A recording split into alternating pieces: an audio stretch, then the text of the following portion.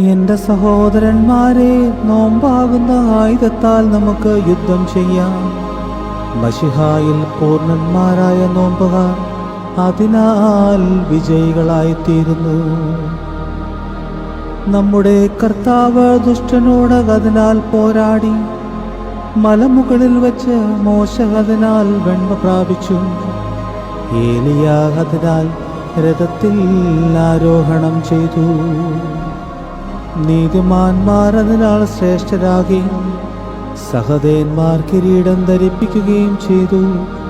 അതിനെ നമുക്ക് നൽകിയവൻ വാഴ്ത്തപ്പെട്ടവനാകുന്നു. അപ്പവും വെള്ളവും വെടിഞ്ഞുള്ള ഉപവാസം നിസ്സാര നോമ്പായി കണക്കിടപ്പെടുന്നു.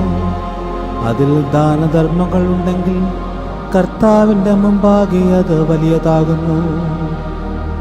ഉപവസിക്കുകയും ദരിദ്രന്മാർക്ക് ദാനം ചെയ്യുകയും ചെയ്യുന്നവന്റെ പ്രതിഫലം വലുതും അവന്റെ നോമ്പ് സ്വീകാര്യവും ആകുന്നു.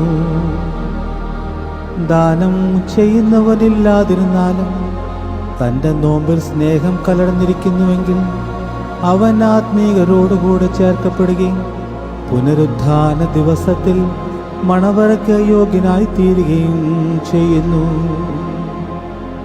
സീനായി മലയിൽ വെച്ച് മോശ 40 ദിവസം നോമ്പ് നോൽക്കുകയും കർത്താവിൻ്റെ തേജസ്സിൽ നിന്ന് അവൻ്റെ മുഖം ശോഭിക്കുകയും ചെയ്തു. കൽപ്പലകകളിൽ എഴുതപ്പെട്ടിരിക്കുന്ന 10 കൽപ്പനകൾ അവൻ വാങ്ങി. നോമ്പാൽ ജീവനുള്ള ബലിയാൽ ഇമ്പപ്പെടുന്ന വിശ്വസ്തയായ സഭയെ നിനക്ക് ഭാഗ്യം. സ്വർഗത്തിലും ഭൂമിയിലും നിന്നെ ശ്രേഷ്ഠമാക്കിയവൻ വാഴ്ത്തപ്പെട്ടവനാകുന്നു.